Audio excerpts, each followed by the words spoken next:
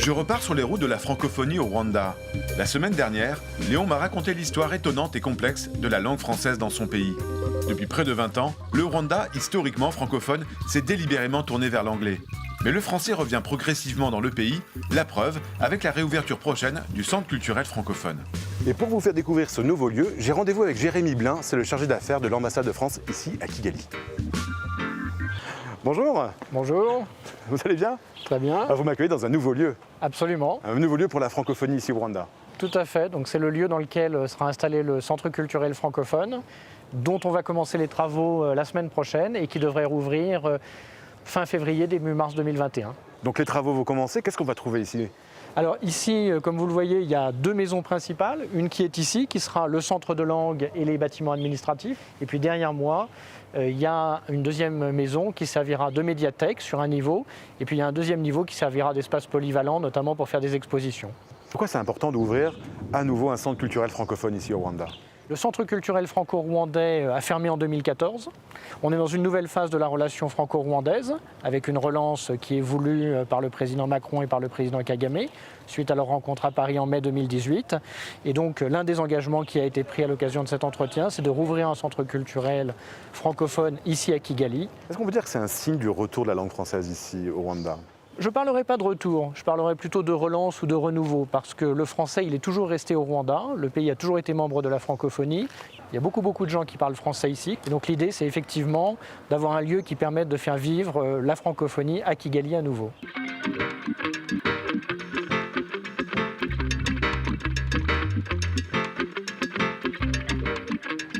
Comment se traduit le renouveau de la langue française dont vous parliez tout à l'heure? Le Rwanda, c'est un pays qui est à la frontière d'une certaine façon entre le monde anglophone d'Afrique de l'Est et le monde francophone d'Afrique centrale et d'Afrique de l'Ouest. Et je crois que les Rwandais voient effectivement l'apprentissage du français aussi comme un atout pour leur population, pour créer de la croissance et du développement économique. Donc le français revient dans les écoles? Absolument. Il y a des très bonnes écoles ici. Je pense par exemple à Green Hills. Il y a aussi par exemple Notre-Dame de Cîteaux. C'est des très bonnes écoles. Et moi, je vous recommande d'aller y jeter un œil. Vous pourriez rencontrer par exemple Viateur, un très bon professeur de français. Eh bien, je suis votre conseil et je vais y aller. Merci beaucoup. Super. Et je vous souhaite une très belle inauguration pour le futur Centre culturel francophone. C'est très gentil. Merci Beaucoup. À bientôt. Au Au revoir. revoir. Merci.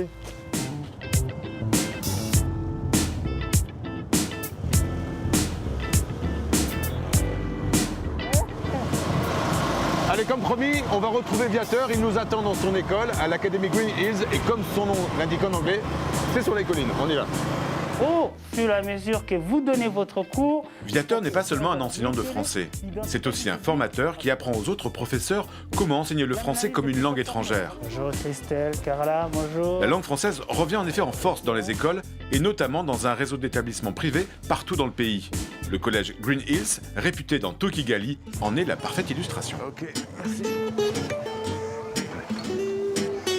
Alors, on m'a dit que Viateur était en cours dans les salles de français. Oui, je parle français, bah oui. Ah bah tiens, il est là.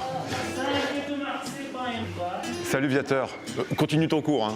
Je m'énervais qu'après son départ, Lady Day était sur le point de débarquer chez moi. Recherchez toujours dans le texte des mots qui relèvent du romanesque. Bonjour Viateur, je t'interromps 2 secondes. Bonjour Yvan. Tu vas bien? Oui, ça va très bien. Et toi? Super, il est Parfait. très dynamique ton cours. Et alors, tes élèves, ils ont un excellent niveau de français. Ah oui, oui, tout à fait. Enfin, ce sont des élèves de grade 11. Je dirais que si on voit les choses comme en France, ce seraient des élèves de niveau de première. Est-ce que tu dirais qu'il y a un renouveau de la langue française ici au Rwanda? Oui, il y a eu une sorte de fossé que nous, professeurs, on a traversé. Aujourd'hui, on voit une sorte d'engouement de la part de la population rwandaise pour le français. C'est surtout au niveau des parents qu'on voit ça parce qu'ils préfèrent vraiment que les enfants soient bilingues. Oui, il y a aussi beaucoup d'écoles privées internationales qui renforcent l'apprentissage du français ici dans le pays. Il faut mieux apprendre le français et l'anglais plus tard parce que le transfert est beaucoup plus facile. Alors vraiment, les parents préfèrent que leurs enfants apprennent le français et puis l'anglais après. C'est une langue quand même internationale et là, on retrouve vraiment cette volonté, cette envie d'apprendre cette langue. David, pourquoi c'est utile pour toi d'apprendre le français? C'est utile pour moi parce qu'il y a une nouvelle communauté francophone qui s'élève et c'est très bien de participer à cela. Est-ce que ça va être un plus pour ton avenir de maîtriser le français? Je pense que c'est un plus parce que moi je rêve d'être banquier, alors ça va m'aider, comme je peux travailler à l'étranger, c'est mieux d'être bilingue. Je peux te poser une dernière question, David? Bien sûr. Est-ce que tu peux enlever ton masque pour qu'on voit ton visage? Oui. C'est ça mon visage. C'est quand même mieux. Bonne continuation à toi. Bonne continuation. Salut.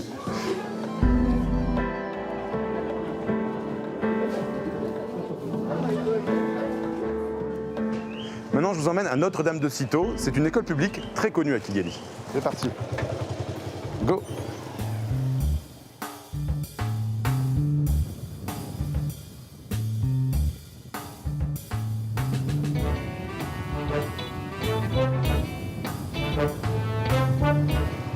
Ok, merci. Bonjour. Ça va?